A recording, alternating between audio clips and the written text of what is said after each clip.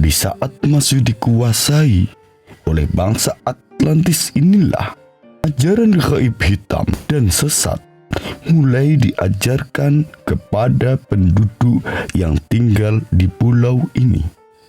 Hal ini didasari keyakinan bahwa dewa-dewa ganas dan haus darahlah yang memegang kendali atas pulau Jawa pada saat itu.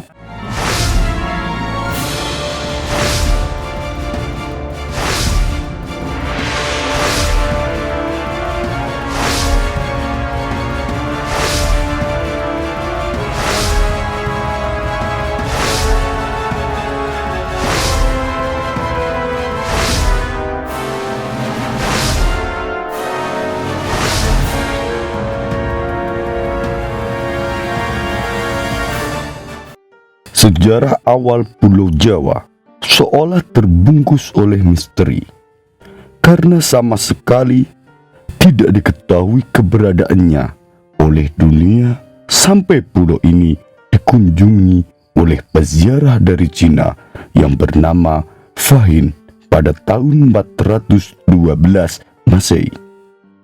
Berdasarkan buku sejarah gaib Tanah Jawa, pada 2000 tahun sebelum Masehi, Pulau Jawa sudah menjadi koloni bangsa Atlantis. Saat Atlantis hancur, Jawa menjadi negeri terpisah. Nah, di saat masih dikuasai oleh bangsa Atlantis inilah ajaran gaib hitam dan sesat mulai diajarkan kepada penduduk yang tinggal di pulau ini. Sehingga pengaruh aliran sesat itu kemudian semakin kuat dan merusak tatanan kehidupan yang ada saat itu. Mereka memuja dewa yang kejam, yang selalu meminta persembahan manusia dan hidup di bawah bayang-bayang tirani tanpa kesempatan untuk melepaskan diri. Pada zaman itu, mereka diperintah oleh raja yang merangkap imam agung dari aliran hitam. Di antara raja ini, ada yang sungguh fanatik dalam kepercayaan aliran hitam. Sang raja memiliki keyakinan bahwa hanya dengan menjalankan praktek kepercayaan yang mengorbankan darah tiap hari, wilayahnya dapat diselamatkan dari kehancuran. Hal ini didasari keyakinan bahwa dewa-dewa ganas dan haus darahlah yang memegang kendali atas pulau Jawa pada saat itu. Para dewa telah membuktikan kekuatan dahsyatnya dengan letusan gunung berapi berulang-ulang dan bencana-bencana alam lainnya. Raja tersebut lalu memutuskan untuk melakukan sebuah pemagaran gaib demi untuk tetap menjaga dan melestarikan perlindungan atas Pulau Jawa. Salah satu caranya dengan praktek ilmu gaib dari para ahli sihir. Hal ini dilakukan agar kelak semua sesembahan darah kepada dewa-dewa haus darah yang bercokol di seluruh Jawa tetap dilanjutkan di sepanjang abad-abad yang akan datang. Demi terwujudnya maksud itu, kemudian menciptakan mantra yang sangat kuat di atas Pulau Jawa agar aliran hitam yang dianutnya tersebut tak akan lenyap selamanya. Efek dari hal itu masih dapat dilihat baik secara eteris maupun astral dalam bentuk awan gelap yang besar melayang-layang di atas pulau Jawa.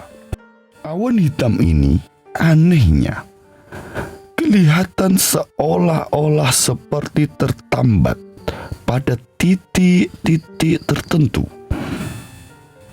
sehingga tidak lantas terbawa oleh angin dan tetap tinggal pada tempatnya. Titik-titik lokasi awan hitam ini sengaja dimagnetisir oleh raja dekat dengan kawah-kawah gunung berapi. Salah satu alasannya adalah karena kawah-kawah tersebut biasanya ditempati oleh beragam jenis makhluk-makhluk halus, sehingga makhluk-makhluk gaib itu dapat diperintah oleh sang raja. Kemudian pada tahun 1200 sebelum Masehi terjadi invasi secara damai terhadap Pulau Jawa oleh Raja Vaivasvata Manu yang beragama Hindu. Mereka datang secara damai, tinggal di pantai, dan pada akhirnya membentuk kota perdagangan kecil yang independen. Seiring waktu, kekuatan para pendatang Hindu ini meningkat pesat dan akhirnya menjadi dominan dalam komunitas. Akan tetapi walaupun agama Hindu telah diterima oleh penduduk, namun dalam kenyataannya pemujaan lama terhadap ajaran sesat tetap dilaksanakan dan praktik ilmu gaib malah semakin menjamur. Melihat kondisi tersebut, Raja Vaivasvata yang berkuasa saat itu meminta untuk mengirimkan ekspedisi ke Jawa pada tahun 78 Masehi. Ekspedisi ini dilakukan untuk menangkal pengaruh buruk dari aliran sesat yang sudah membumi di tanah Jawa tersebut. Ekspedisi ini dipimpin oleh ahli spiritual yang bernama Aji Saka atau Sakaji. Aji Saka ini sangat memahami tugas yang diembannya. Aji Saka lalu menanam benda yang berdaya magnet kuat yang telah dimantrai di 7 tempat di Pulau Jawa untuk menyingkirkan pengaruh aliran hitam dari tanah Jawa. Untuk tempat menguburkan tumbal atau jimatnya yang paling penting dan kuat, Aji Saka memilih perbukitan yang mengarah ke Sungai Progo, tempat yang sangat dekat dengan titik Pulau Jawa. Legenda mengenai Aji Saka ini dalam berbagai cerita juga dianggap melambangkan kedatangan Dharma, ajaran dan peradaban Hindu-Buddha. Akan tetapi, penafsiran lain beranggapan bahwa kata Saka adalah berasal dari istilah dalam bahasa Jawa Saka atau Soko yang berarti penting, pangkal atau asal mula.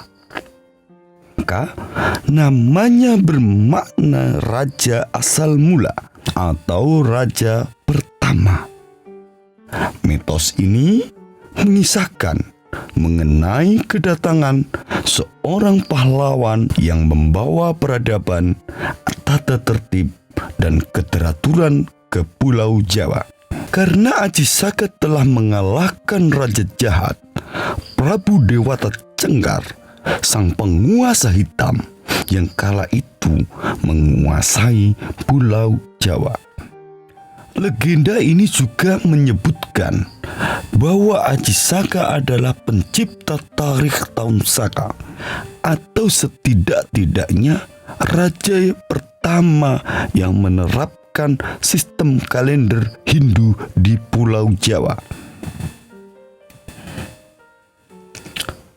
Tumbal Aji Saka untuk menangkal kekuatan hitam pun bertahan hingga beratus-ratus tahun kemudian, hingga sampai pada keadaan di mana jin kembali berkuasa, hujan darah di mana-mana, bencana merajalela.